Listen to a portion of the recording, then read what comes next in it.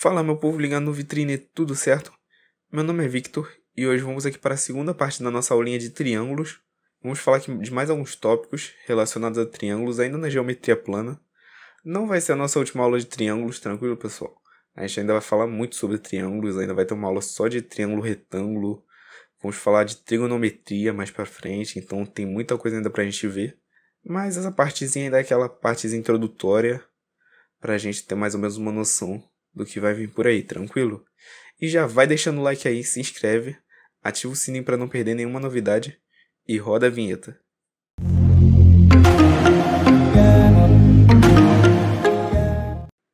Primeiramente, pessoal, vamos falar aqui um pouquinho do teorema da bissetriz interna. O que é o teorema da bissetriz interna? Primeiramente, dado um triângulo ABC, a gente vai traçar a bissetriz interna. A gente tem aqui o triângulo ABC, traçando a bissetriz interna. Percebam que a bissetriz interna vai dividir o lado BC em dois trechos, o BR e o CR, ou RC. Então, a gente tem que AB é diretamente proporcional ao lado BR e AC é diretamente proporcional ao CR. Então, a gente pode ter a seguinte relação: AB sobre BR igual a AC sobre CR. E esse é o teorema da bissetriz interna, tranquilo, pessoal? Se a gente tem 3 desses valores, a gente pode achar o quarto tacando nessa fórmula aí. Continuando aqui, pessoal, a gente vai falar aqui um pouquinho do teorema da bissetriz externa, que é parecido com o da bissetriz interna, só que a única diferença é que a gente vai usar um ângulo externo. Tranquilo? Aqui. Dado um triângulo ABC, vamos traçar a bissetriz externa.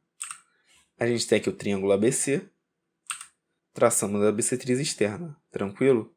Percebam ali que ela está cruzando com o prolongamento do lado BC, tranquilo? No ponto R.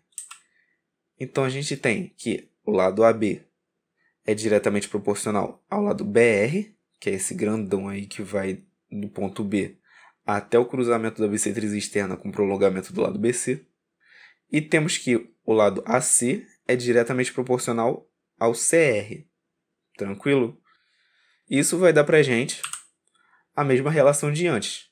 AB sobre BR igual a AC sobre CR. A fórmula é a mesma. Tranquilo, pessoal? Porém, os teoremas são diferentes, né?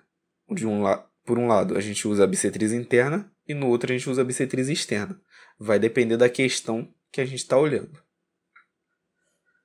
Agora, pessoal, vamos falar aqui um pouquinho daquela famosa parte de congruência de triângulos. Com certeza vocês já viram isso no ensino fundamental. E vamos lá. Aqui, pessoal.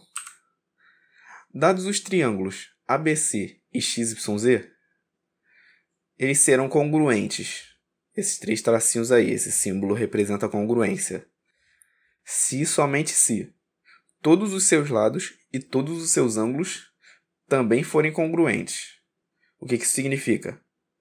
A gente tem aqui o triângulo ABC, a gente tem aqui o triângulo XYZ, e somente se todos os seus lados e ângulos forem congruentes, eles vão ser congruentes também. O que significa ser congruente? Ter a mesma medida. Por que a gente chama de congruente e não de igual na geometria plana? Bom, na álgebra, se a gente tem 2 números iguais, eles vão ser iguais, não tem discussão. São 2 números. A gente está falando de 2 números, não de 2 figuras. Quando a gente está falando de 2 figuras, quando a gente fala que elas são iguais, quer dizer que elas são exatamente a mesma. Na mesma posição, tudo certinho. Quando a gente fala que elas são congruentes, quer dizer apenas que elas têm a mesma medida, independente de onde uma esteja em relação à outra, por exemplo. Tranquilo, pessoal? Então, no caso, a gente tem 2 triângulos com a mesma medida, de todos os lados e de todos os ângulos. Porém, dá para perceber se há congruência ou não apenas com alguns desses elementos, como vamos ver aqui nos casos de congruência de triângulos. O primeiro caso de congruência, o caso lado-ângulo-lado, famoso LAO. Então, a gente tem que o triângulo ABC e o triângulo XYZ tem ali 2 lados, um do ladinho do outro, congruentes, e o ângulo entre eles também congruente. Aqui, ó.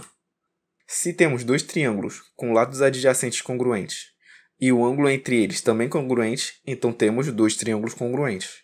Triângulo ABC congruente a XYZ. Esses três tracinhos aí significam congruência. Então, a gente percebe que só com alguns desses elementos a gente consegue estabelecer uma congruência. A gente tem ali um lado, um ângulo e um lado. Só com isso já dá para perceber que eles são congruentes. Tranquilo, pessoal? A gente vai ter outros casos aqui que vamos ver. Agora vamos para o próximo. Segundo caso, pessoal, é o caso lado, lado, lado.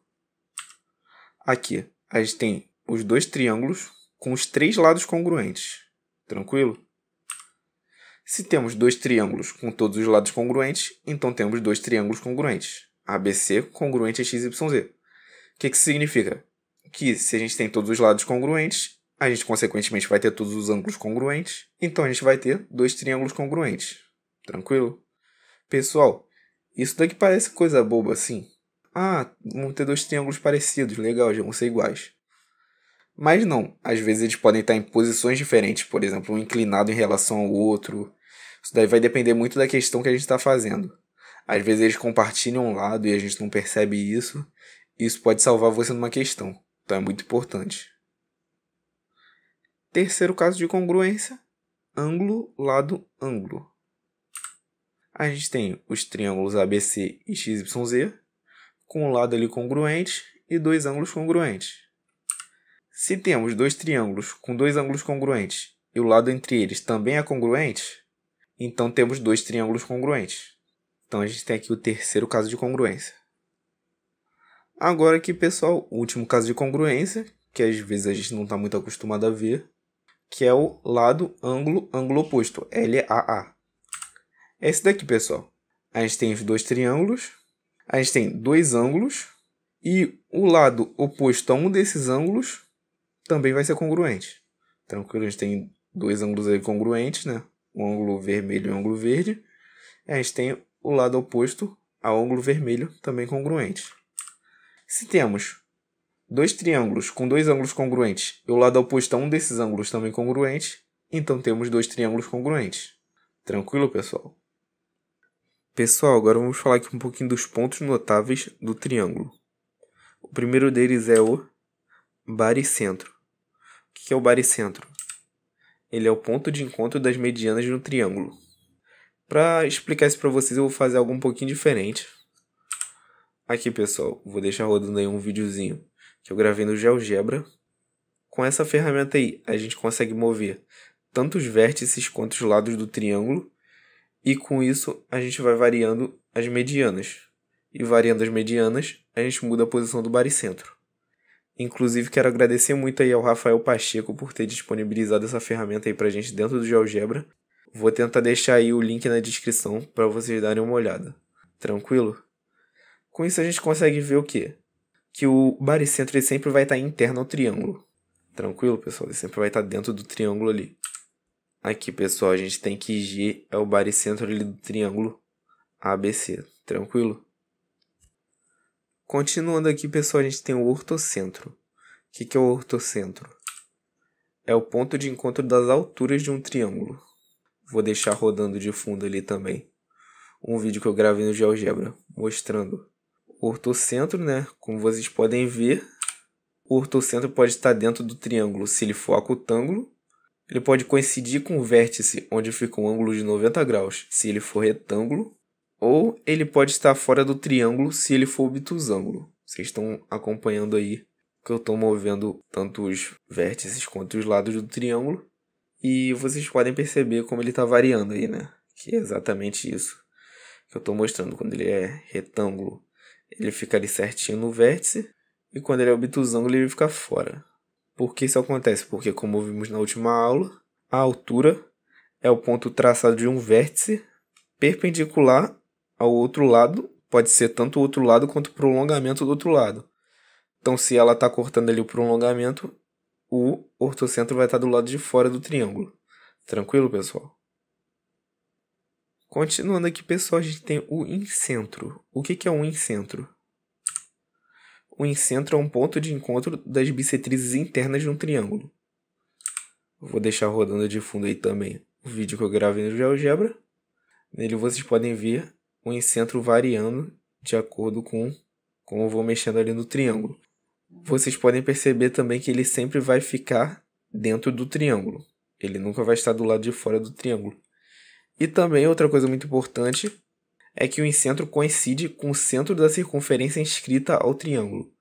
A gente ainda vai ver um pouquinho de inscrição e circunscrição mais para frente, mas quando uma circunferência está inscrita dentro do triângulo, quer dizer que ela é tangente ali aos 3 lados do triângulo pela parte de dentro. Tranquilo, pessoal? Ela vai estar dentro do triângulo e tangente aos 3 lados. Então, vocês podem perceber aí, ó, o ponto de encontro das bissetrizes internas vai ser o mesmo que o centro dessa circunferência inscrita ao triângulo. Continuando, a gente tem o circuncentro. O que é o circuncentro? É o ponto de encontro das mediatrizes do triângulo. Lembrando que a mediatriz não é uma serviana do triângulo porque ela não corta o vértice, ela só corta o lado. Tranquilo? Aqui a gente tem novamente o vídeo no GeoGebra, onde a gente pode perceber ali como o circuncentro vai variando de acordo com o que eu mexo ali no triângulo. E a gente pode perceber que o circuncentro coincide com o centro da circunferência circunscrita ao triângulo. O que é a circunscrição? É quando a circunferência está em volta do triângulo. O triângulo está inscrito na circunferência, ele está dentro. E a circunferência toca exatamente nos vértices do triângulo. E com isso a gente pode perceber que em triângulos acutângulos o circuncentro é interno ao triângulo. Em retângulos ele coincide exatamente com o ponto médio do maior lado, que seria a hipotenusa do triângulo retângulo. Tranquilo? Em obtusângulos ele é externo, ou seja, o prolongamento ali das mediatrizes que vai dar exatamente no circuncentro. Tranquilo, pessoal? Por último aqui, a gente tem os ex-incentros do triângulo. O que são os ex-incentros do triângulo? São ponto de encontro entre duas bissetrizes externas. Justamente é como se fosse um incentro externo do triângulo. Aqui a gente não tem vídeo no GeoGebra para mostrar, na ferramenta não tem essa função aqui disponível, então eu fiz aqui um esqueminha para vocês de como seria um ex-incentro. A gente tem o triângulo ABC, a gente vai traçar a bissetriz externa relativa ao vértice A e a bissetriz externa relativa ao vértice C. Uma delas, né, porque a gente pode traçar mais de uma ali. Isso daí vai dar um cruzamento ali entre as duas que vai dar exatamente no ponto I. O ponto I é chamado de ex-incentro desse triângulo. Tranquilo, pessoal?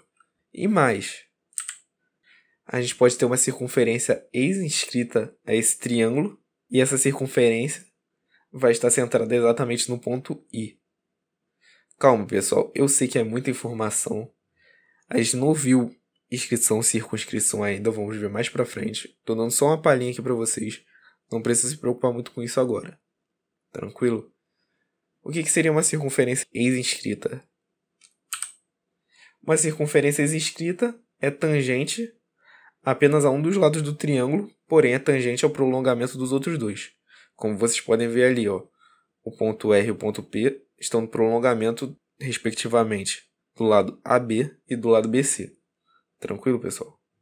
E mais, se a gente traçar uma bissetriz interna a partir do ponto B, ela também vai passar ali exatamente por I. É impressionante, né? Como tudo encaixa perfeitamente ali. Então, pessoal, no total existem 3 ex-incentros em um triângulo. Consequentemente, existem 3 circunferências ex-inscritas a um triângulo. Tranquilo, pessoal? Então é isso, pessoal. Muito obrigado por me acompanharem até aqui. Deixem aí nos comentários o que acharam, no que eu posso melhorar, que o feedback de vocês é muito importante. Tranquilo, pessoal? E siga o Vitrine nas redes sociais, facebook.com/vitrineacademica1 e no Instagram, @projeto Vitrine Acadêmica. E no caso de alguma dúvida ou sugestão, pode me chamar lá no Instagram também, @dsz_vitinho. Valeu, pessoal, se cuidem, estudem e é isso, até a próxima.